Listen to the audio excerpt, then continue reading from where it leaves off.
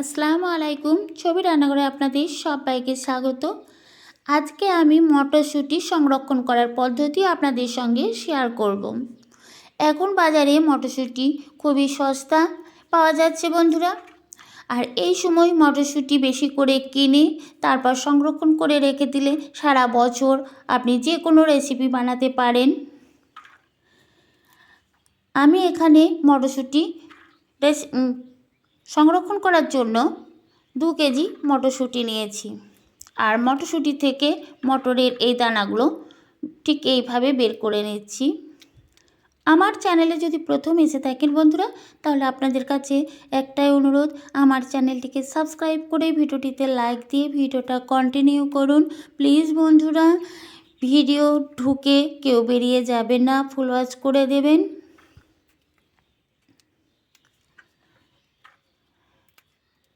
আর মটরশুঁটির এইভাবে যদি সংরক্ষণ করেন তাহলে মটরশুঁটির রং এবং গন্ধ দুটোই সারা বছর অটুট থাকবে, কোনো পরিবর্তন হবে না। আমি মটরশুঁটিগুলো ঠিক একইভাবে মটরের দানাগুলো বের করে নিচ্ছি। মটরের দানাগুলো বের করে নেওয়া হয়েছে বন্ধুরা। এই দেখুন, এখানে আমার 1 গামলা হয়েছে। গ্যাসের ওভেনে আমি কড়াই বসিয়েছি আর দিয়েছি জল। জলটা ভালোভাবে গরম করে নিয়েছি আর তার মধ্যে 1 চামচ একটি উপকরণ মিশিয়েছি। উপকরণটা আমি বলে দিচ্ছি। এই উপকরণটা দিলে মটরশুঁটির রং এবং গন্ধ দুটোই সারা বছর অটুট থাকবে, কোনো পরিবর্তন হবে না বন্ধুরা। একবার হলেও এই মটরশুঁটি সংরক্ষণ করে আপনারা দেখতে পারেন। জলটা হাই হিটে গরম হয়ে যাওয়ার পর আমি মটরশুঁটিগুলো দিয়েছি। জাস্ট 2 মিনিটের মতো হাই ফ্লেমে আমি জলটা গরম করে নেব, কিন্তু বেশ ফুটে গেলে হবে না। জলটা ফুটে গেলে মটরশুঁটিগুলো সেদ্ধ হয়ে যাবে। তাই 2 মিনিট আরও জাল করার পর আমি জল ঝরিয়ে নিয়েছি।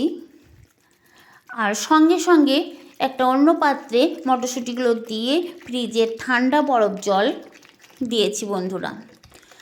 আর ফ্রিজের এই ঠান্ডা বরফ জলটা অবশ্যই দিতে হবে, তাহলে কালারটাও সুন্দর থাকবে, সবুজ কালারই থাকবে, কালারটা কোনো পরিবর্তন হবে না।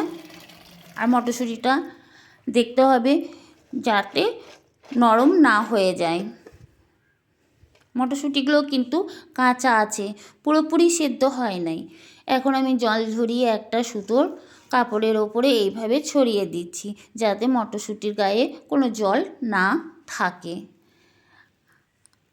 আমি 5 মিনিটের মতো ঠান্ডা বরফ জলে রেখেছিলাম। তারপর যখন ঠান্ডা হয়ে গেছে, জলটা ঝরিয়ে একটা সুতোর কাপড়ে এইভাবে ছড়িয়ে দিয়েছি।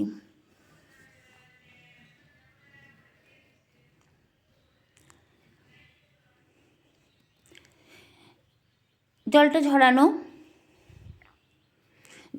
মটরশুঁটির গায়ে কোনো জল লেগে নেই, ঠিক সুতোর কাপড় দিয়ে মুছেও দিয়েছি বন্ধুরা। একদম ঝরঝরে হয়ে গেছে, দেখুন, দেখেই বুঝতে পারছেন মনে হচ্ছে এটা সেদ্ধ মটরশুঁটি নয়, একদম গাছে থেকে টাটকা। আর যখনই ফ্রিজ থেকে বের করে এই মটরশুঁটিটা যে কোনো রেসিপি বানাবেন, স্বাদ একই থাকবে। এখন আমি মটরশুঁটিগুলো এখন তুলে নিচ্ছি। এই দেখুন, দেখি বুঝতে পারছেন কালারটা কত সুন্দর এসেছে। এখানে আমি একটা প্লাস্টিকের জার নিয়েছি, ওই জারের মধ্যে ভরে দেব। এর আগেও আমি মটরশুঁটি ঠিক এইভাবেই ফ্রোজেন করে রেখেছি বন্ধুরা, আর কোনো অসুবিধা হয় না।